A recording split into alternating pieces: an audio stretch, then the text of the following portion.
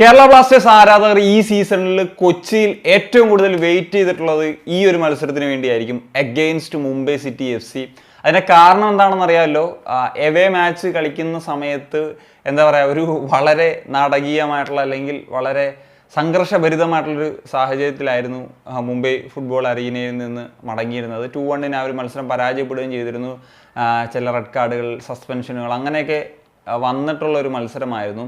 ഏതായാലും അവിടുന്ന് ഈ ഒരു മത്സരത്തിലേക്ക് വരുമ്പോൾ ആരാധകരൊക്കെ വളരെയധികം ആ ഒരു ഇതിലായിരുന്നു. ഈ ഒരു മത്സരത്തിൽ സ്റ്റേഡിയം നിറയ്ക്കുക, ടീമിന് പൂർണ്ണ പിന്തുണ കൊടുക്കുക, മുംബൈക്കെതിരെ ബാനർ ചെയ്യുക, ഇങ്ങനെയുള്ള പല കാര്യങ്ങളും. ഏതായാലും സീസൺ അത് കഴിഞ്ഞ് ആദ്യഘട്ടത്തിലാണ് മുംബൈയായിട്ട് ഏറ്റുമുട്ടിയത്. അത് കഴിഞ്ഞ് ഒരു പകുതി ഘട്ടത്തിലേക്കൊക്കെ എത്തി നിൽക്കുന്ന സമയത്തും അവർ രണ്ട് ടീമുകളാണെങ്കിലും നല്ല കട്ടയ്ക്ക് തന്നെയാണ് മുന്നേറുന്നതെന്ന് നമുക്ക് പറയാൻ സാധിക്കും. ഇപ്പോൾ കേരള ബ്ലാസ്റ്റേഴ്സ് നമുക്കറിയാമല്ലോ, 10 മത്സരങ്ങളിൽ നിന്ന് 20 പോയിൻറ്റോടെ രണ്ടാം സ്ഥാനത്താണ് ഉള്ളതെങ്കിൽ മുംബൈ സിറ്റി FC 9 മത്സരങ്ങളിൽ നിന്ന് 19 പോയിൻറ്റോടെ 4-ാം സ്ഥാനത്താണുള്ളത്. അപ്പം പോയിന്റ് ടേബിളിൽ നിർണ്ണയിക്കുന്ന ഷീൽഡ് റേസിലുള്ള രണ്ട് ടീമുകൾ തന്നെയാണുള്ളത്.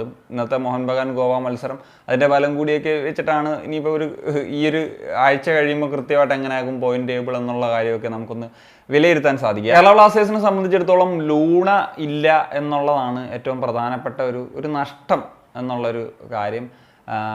നമുക്കറിയാമല്ലോ, അദ്ദേഹം റൂൾഡ് ഔട്ടായി പോയി. എന്നാൽ മുംബൈ സിറ്റി FCയെ സംബന്ധിച്ചിടത്തോളം ഒരു വലിയ തലവേദനകളാണ്. കഴിഞ്ഞ മാച്ചിൽ 4 താരങ്ങൾക്കാണ് റെഡ് കാർഡ് കിട്ടിയിട്ടുള്ളത്.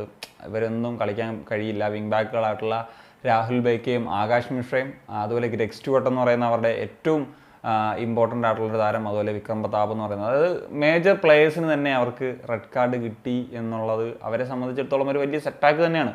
അപ്പം KBSയെ സംബന്ധിച്ചിടത്തോളം ലൂണയുടെ ഒരു വിടവുണ്ട്. എന്നാൽ ജീക്സൺ ഒരു ട്രെയിനിങ് ടീമിനോടൊപ്പം സ്റ്റാർട്ട് ചെയ്തു എന്നൊക്കെയാണ് അറിയാൻ സാധിച്ചത്. ഇൻഡിവിജ്വൽ ട്രെയിനിങ്ങിൽ നിന്ന് മാറി. അതുപോലെ തന്നെ ബാക്കി പ്ലേയേഴ്സ് ഇപ്പം ഫ്രെഡിയും അതുപോലെ ഐബാനും ഓൾറെഡി റൂൾഡ് ഔട്ടാണ്.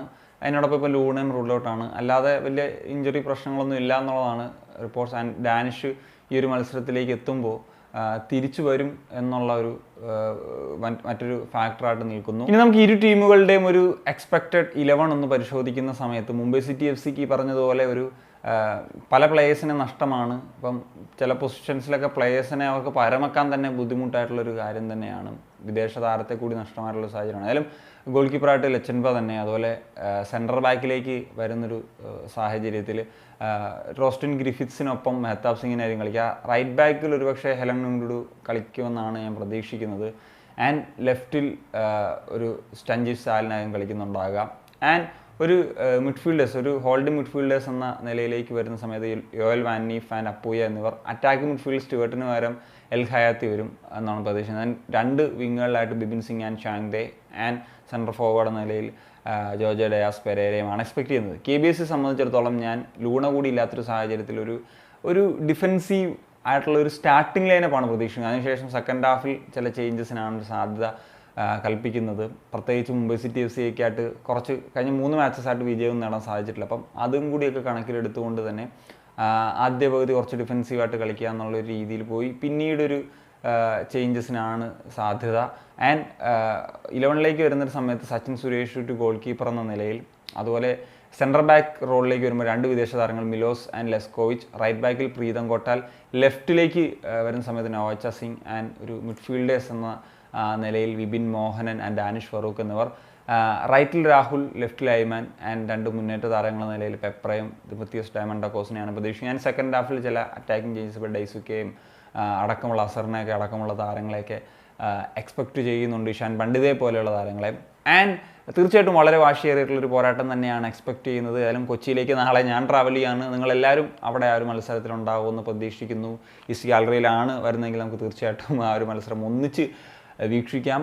മാക്സിമം ടീമിന് ബൂസ്റ്റ് ചെയ്യുന്ന രീതിയിലായാലും നല്ല റിസൾട്ടും ഉണ്ടാകുമെന്ന് തന്നെയാണ് പ്രതീക്ഷിക്കുന്നത്. എന്നാലും ഞാൻ വളരെ എക്സൈറ്റഡ് ആണ്. വളരെ ഒരു മികച്ച അറ്റ്മോസ്ഫിയർ ഈ ഒരു മത്സരം കാണാൻ സാധിക്കുമെന്ന് പ്രതീക്ഷിക്കുന്നു. അതിനോടൊപ്പം നമുക്ക് അനുകൂലമായിട്ടുള്ളൊരു മത്സരമാകുമെന്നും പ്രതീക്ഷിക്കുന്നുണ്ട്. അപ്പോൾ നിങ്ങളുടെ ഒപ്പീനിയൻസ് വെച്ചാൽ കമ്പോസ് ചെയ്യാം. പ്രിയ കാണിക്കും. ഞാൻ നിശ്ചയം. ശരി.